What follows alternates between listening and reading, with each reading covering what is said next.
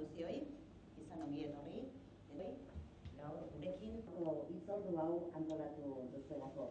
Por primera vez reunimos Diputado General, amigos y amigas, gracias por acompañarnos. Transmit de formación.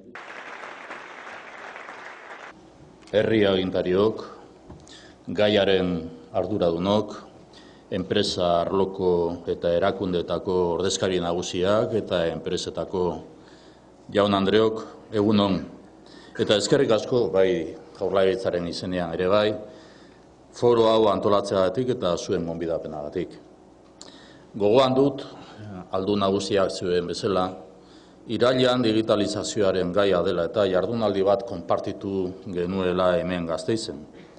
Gure helburua zen lehiakortasuna irabaztea industrian eta ekonomian, digitalizazioaren lanabesak erabiliz. Hori zen helburua. Gaur bide honetan beste pausu bat ematen dugu. Enpresa txiki eta ertainen ahaleginaren berri izango dugu, Josek esan egin duen bezala, garatutako esperientzia zehatzak ezagutuko ditugu, eta enpresen arteko lankidetzaren beharra azpimarratuko da. Erakundeen, enpresen eta gaia klasterraren elkarlana garrantzitsua da.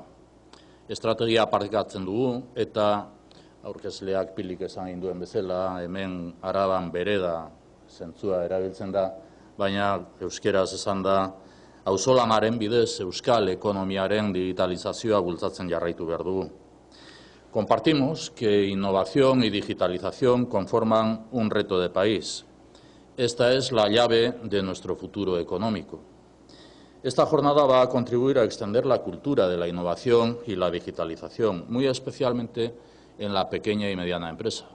Vamos a conocer, como se ha dicho también en la introducción, experiencias concretas de empresas que ofrecen soluciones en el entorno de la industria digital, el desarrollo inteligente y los servicios de la nueva economía.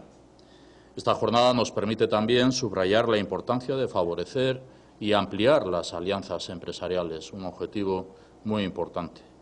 En un mercado más abierto y global es necesario ganar dimensión para avanzar en competitividad y seguir mejorando el atractivo de nuestro ecosistema económico, como decía José.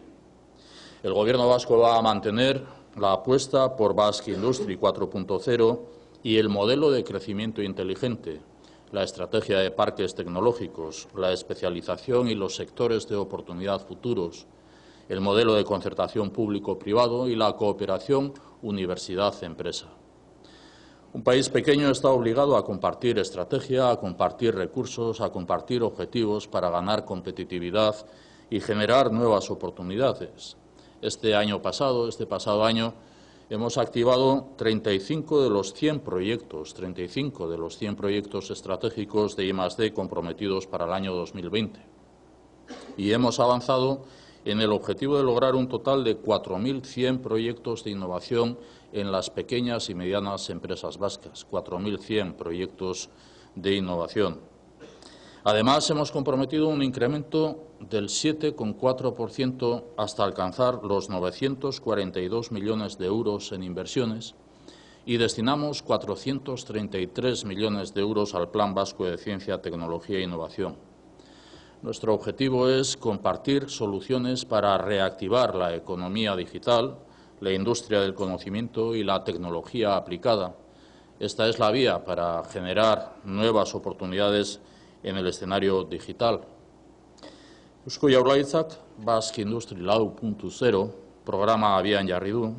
Enpresei zuzenean eskainitako programa bat da eta hartu ditugun konpromiso guztien artean goi mailako ikerketa eta garapena azpimarratu nahi dut gaurkoan.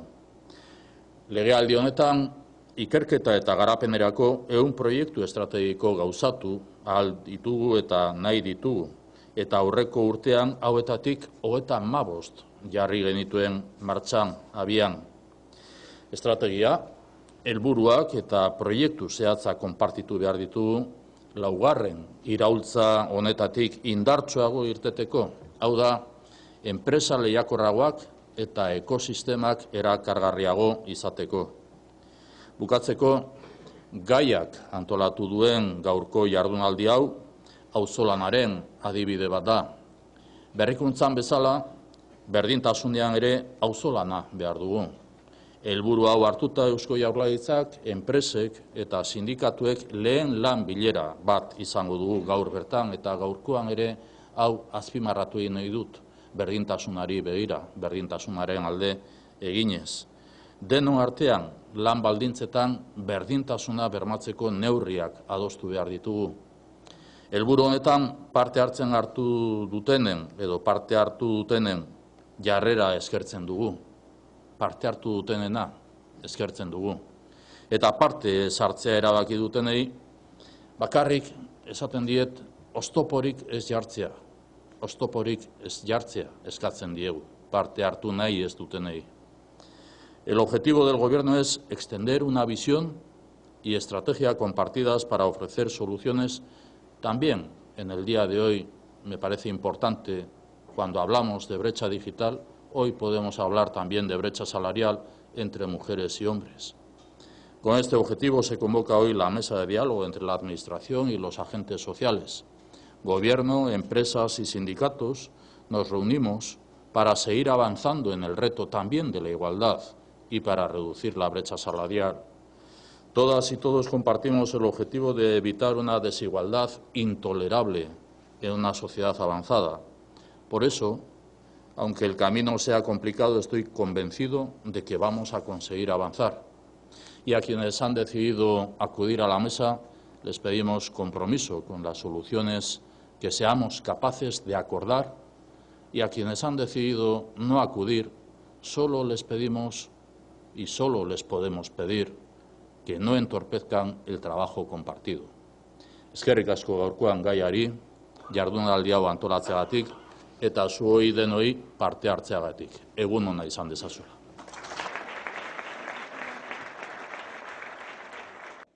Ondoan orko zertuari garela, eta baina eskerrik asko lehendakari, eskerrik asko agintariok. Gaur ikusiko ditugunak baita ere